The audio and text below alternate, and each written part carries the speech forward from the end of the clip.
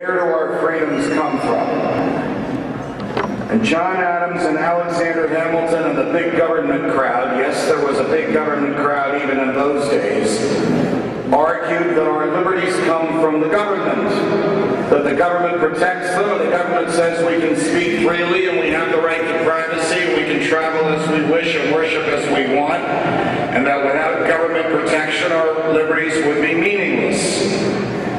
And Jefferson and Madison argued that our liberties come from our humanity, that government doesn't give us our liberties, government's job is to protect our liberties.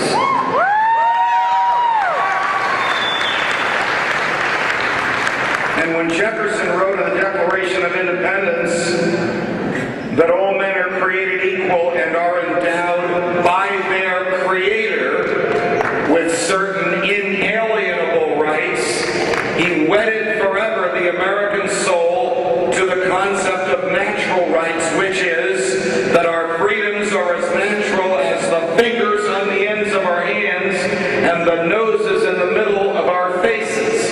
This is not just an academic argument, because if the big government crowd is right, and the president declares you an enemy combatant because he doesn't like what you thought or said, then your freedoms are gone.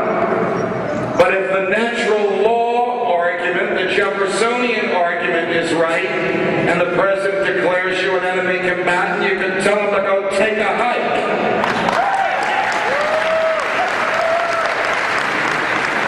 Because the Constitution, which was written at the end of that debate, says that the government shall not take anyone's life, liberty, or property without a fair trial before a neutral judge, and not a dictate or a command from the president or the Congress.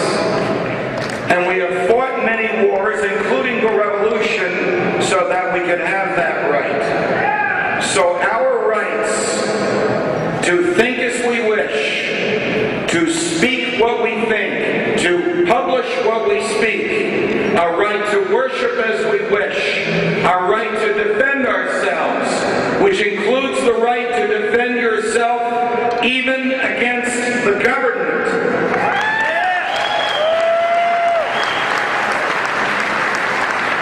Our right to privacy, that uniquely American right, which is the right to be left alone.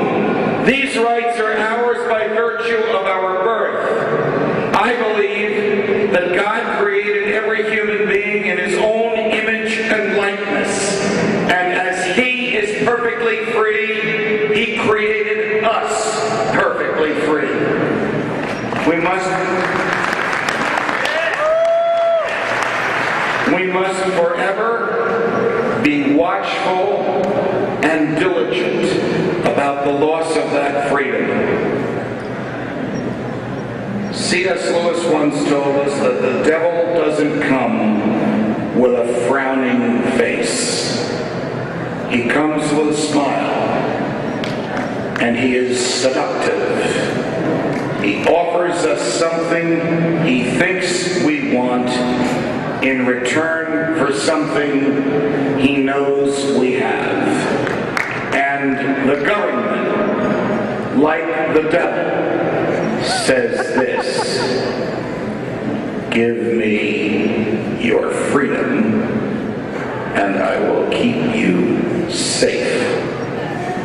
There isn't a single instance in American history in which any generation was kept safer without being free. President Bush and President Obama have argued till they're blue in the face that their first job is to keep us safe.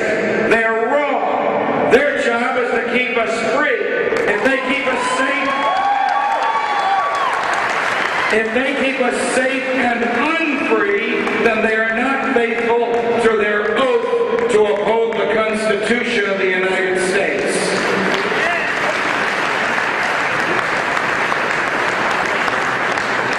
Unfortunately, Thomas Jefferson was correct when he said, in the long march of history, it is power and order that increases and freedom that was a warning to every subsequent generations of Americans to be on the guard for the devil and his diabolic offer. If anyone you ever send to Congress returns with less of your freedom, don't ever send them back.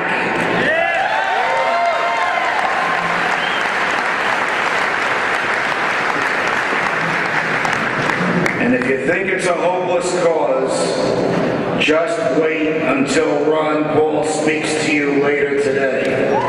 The glow of freedom, which is our birthright, and burns in the heart of every human being everywhere on the planet, will grow to a conflagration and will consume those who in the government have tried to squelch it. Because this is the moment, and now is the time, and you are the generation to defend freedom as it has never been defended before.